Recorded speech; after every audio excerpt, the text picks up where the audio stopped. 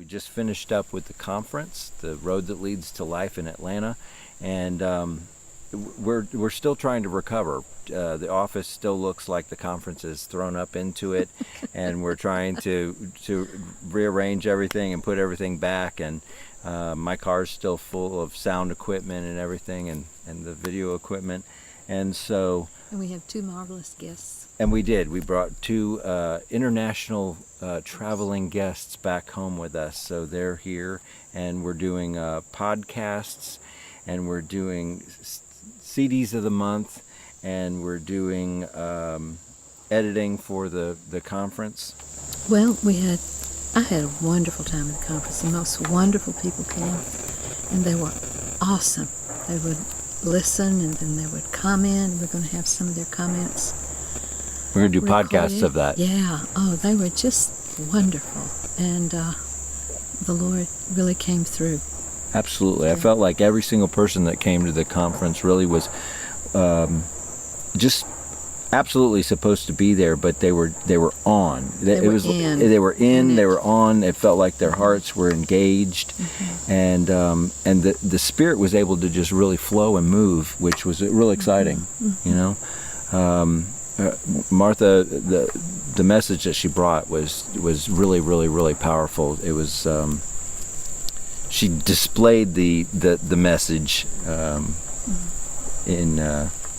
in power and in weakness and in resurrected life. It was really wonderful, and we'll be getting those CDs out to you soon.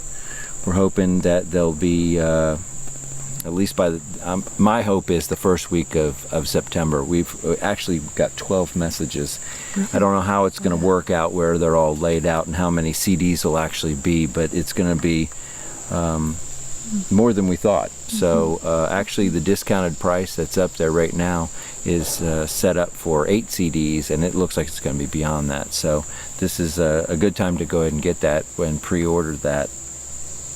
I was describing the conference. I was describing it to Martha and the ladies that were here. I was describing it as a Dagwood sandwich, because Martha has been bringing the message of the exchanged life and of Christ in you, the hope of glory. She's bringing that for years. And actually now the messages, regardless of what they are, including messages on discipleship, they have that through line. It's that is the message, that it's Christ's life doing it, not our life. And the power that you had at that, all the messages, they were just so crystal clear. They were powerful. They were all crystal clear.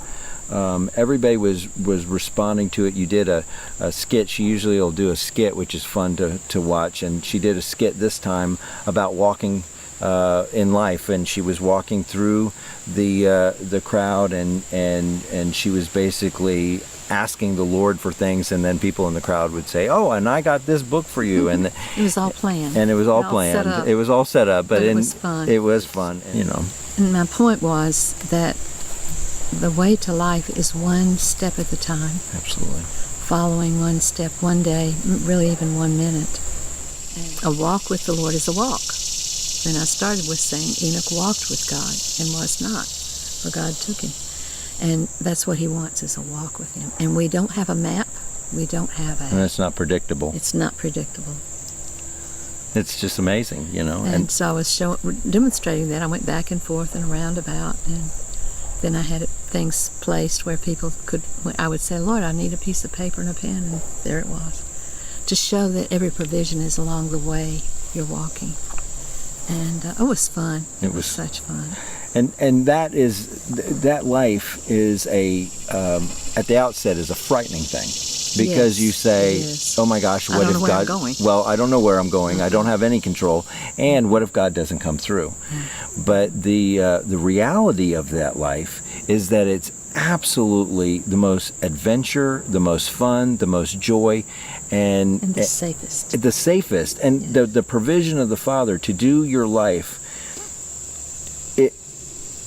it builds your faith. Every step you're going, it builds your faith more for the next And you step. only get that faith if you do it as a walk following the person. Absolutely. There's no map, if you really don't even know where you're going, like Abraham was called to go out not knowing where he was going. And that's what we all do. Absolutely. He's the father of the faith, and we do the same thing, but the way is the person. Right, right. And so we follow the person step by step, and that's the great adventure and the bewilderment. There is a bewilderment, but there's also an infusing of that life that makes it so dynamic, so powerful, and it's actually that is the Christian life. And you experience the actual adventure of the Christian life. And you never know what you're going to meet. Whereas if you have a map and you have the restaurants and all things set up on your journey, it's pretty set. But this is a wide open plain Absolutely. of any possibility, because it is the Lord who's after. Of course, He makes it an adventure. There are mundane days, and another cool thing is He makes you look good. He actually, you're doing it in humility, but you actually look kind of good when you're doing it. You're like, people go, wow, that's really amazing, and so. You end up at the right place at the right time. Exactly. When you follow Him. Exactly. And so the conference was just, for me, just wonderful. She was extremely powerful, and she was extremely filled with life. And there was the joy that I had spoken with about the Jubilee. I spoke about that in a recent video, actually the announcement of the conference. And that was the very first video we did. And there was the Jubilee there. It came out a little differently than we saw, but there was I can only say an infusion of life and joy. Mm-hmm. Mm-hmm. And so many things that I spoke, I did not know. Some of them I didn't know before they came out my mouth. Other things I knew, but when I began to talk, the Lord would add so much to it. So it was really, on my end, which no one can know. Right, exactly. It was miraculous. Yeah, it was. Because so many parts of it, I didn't know what I was going to speak when I stood up. I've never quite been left that vulnerable, but that made it a lot better. Well, it was a lot more fun, because you were able to experience Him and talk about Him, and so that was awesome. And kind of demonstrate. Absolutely, it was a demonstration of His life. Mm-hmm. So it was so wonderful because of the people. Absolutely. And the receptivity was just alive and electric.